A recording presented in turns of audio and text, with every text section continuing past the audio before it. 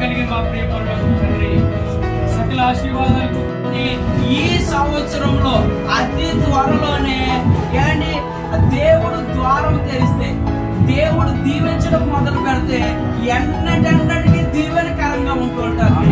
Madam గారు ఇక రాబోయే కాలంలో ఎమ్మెల్యేగానే కాదు, మంత్రిగా కూడా ఉండడం మనకు ఆశీర్వాదం ఉండాలని మనమందరం కూడా మేడం గారి కొరకు ప్రార్థన చేద్దాం.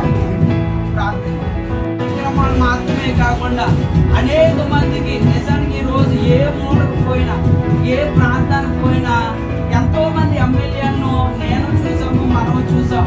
కానీ మిరియాల శిరీష గారు అనేటప్పటికి ప్రతి వాడు కూడా ఆమెను అభినందించే విధానం చూస్తే అది చాలా సంతోషం.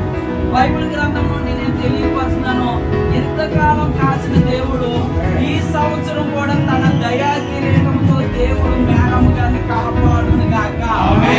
కృపను బట్టి సామాజికంగా అనేక పనులు చేస్తున్నారు మేడం గారు. దానికి అంబులెన్స్ అని, ఆటో సర్వీస్ అని, లేకపోతే ఇంకా చాలా చెప్పుకోవాలని చాలా సర్వీస్ చేస్తున్నారు.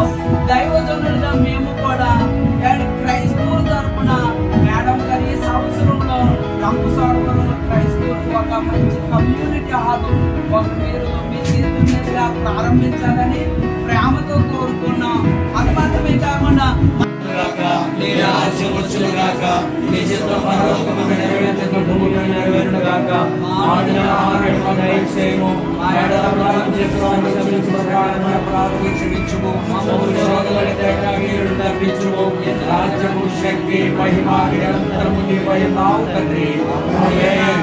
మన పరమ తండ్రి అయిన దేవుని ప్రేమ, తన కుమారుడైన యేసు క్రీస్తు కృప, పరిశుద్ధాత్మ యొక్క సహాయము సన్నిధి దైవ బిడ్డలారా మనందరికీ మరి విశేషంగా నూతన సంవత్సరంలో అడుగుపెట్టిన మన ప్రియ ఎమ్మెల్యే మేడం గారికి ఇది మొదలుకొని నిత్యము జయము, శుభము, ఆశీర్వాదము ఆ దేవుని ద్వారా బిడ్డ పొందును గాక.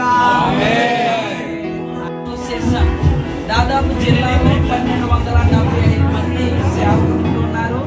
దాదాపు 135,000 మంది క్రైస్తవ భక్తులు ఉంటున్నారు.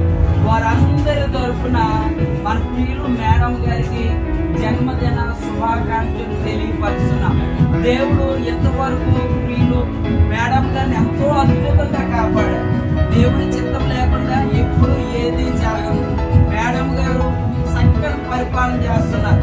వారు నిజంగా తెలియపరచాలంటే దేవుడు ఎన్నుకున్న మేడం గారు, ఆమె ఎమ్మెల్యేగా అయిన ఆ రోజు మొదలుకొని ఈ రోజు వరకు ప్రజలలో జీవిస్తుంది.